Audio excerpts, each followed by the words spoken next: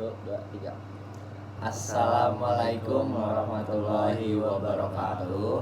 Perkenalkan, kami dari kelompok 11 kelas L1 yang beranggotakan saya sendiri, Ega Diarto, Dengan saya Wahyu Ardianto. Dan saya Muhammad Abdillah. Di sini kami ingin membahas terkait proyek alat yang sudah kami buat, yaitu mesin DC.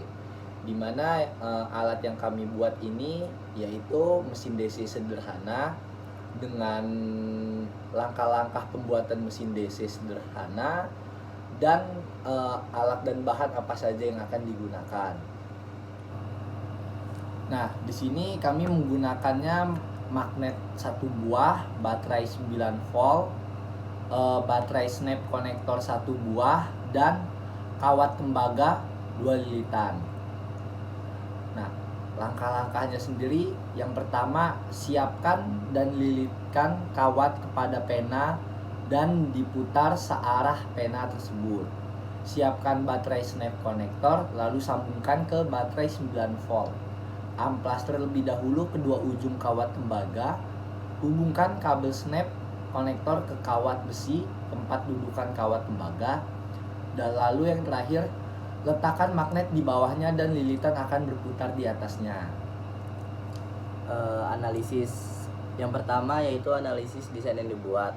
Analisis alat ini termasuk motor DC paling sederhana dan dengan komponen utama baterai 9 volt sebagai sumber tegangan, kumparan kawat tembaga sebagai rotor, penyangga atau paper clip sebagai terminal sekaligus poros putar. Secara desain, kumparan dibuat melingkar agar dapat menghasilkan medan magnet saat dialiri arus. Ujung kawat berfungsi sebagai komutator sederhana, biasanya sebagian dikupas untuk memutus sambung arus. Penyangga berperan sebagai konduktor sekaligus tumpuan putaran.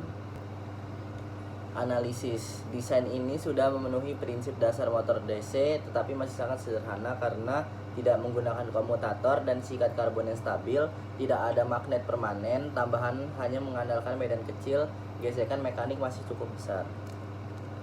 2. Kompleksitas rancangan. Tingkat kompleksitas rendah. Alasannya yaitu komponen sangat sedikit, baterai, kawat, dan penyangga saja. Tidak ada sistem kontrol atau pengatur arus. Tidak ada komponen tambahan seperti bearing, magnet kuat, atau komutator profesional.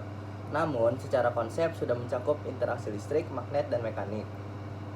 Cocok untuk pembelajaran dasar elektromagnetik. Kesimpulannya sederhana secara fisik tetapi cukup kompleks secara konsep dasar fisika. Kenapa lilitannya di beberapa titik berputar dan di titik lain tidak berputar, yaitu disebabkan oleh posisi sudut kumparan terhadap medan magnet. Saat posisi optimal, gayanya maksimum, maka dia berputar. Saat posisi jajar, maka gayanya sama dengan 0, yang mana dia akan berhenti. Secara konsep, torsi bergantung pada sudut. Jika sudut sama dengan 0 derajat atau 180 derajat, maka tidak ada putaran. Kenapa putarannya tidak kuat atau tidak berputar terus? Yang pertama itu karena gaya Lorentz-nya kecil, yang disebabkan karena medan magnetnya kecil dan juga panjang kawat yang terbatas. Kemudian karena torsinya yang sangat kecil, akibatnya tidak mampu melawan gesekan. Selanjutnya yaitu karena arusnya tidak stabil, di mana kontaknya buruk sehingga energinya tidak maksimal. Yang selanjutnya yaitu tidak ada komutator sempurna yang menyebabkan putaran tidak kontinu sehingga energinya tidak efisien. Nah, mungkin cukup itu saja penjelasan dari proyek kedua kami dengan mata kuliah mesin listrik. Mohon maaf apabila masih ada salah. Kami akhiri. Wassalamualaikum warahmatullahi wabarakatuh.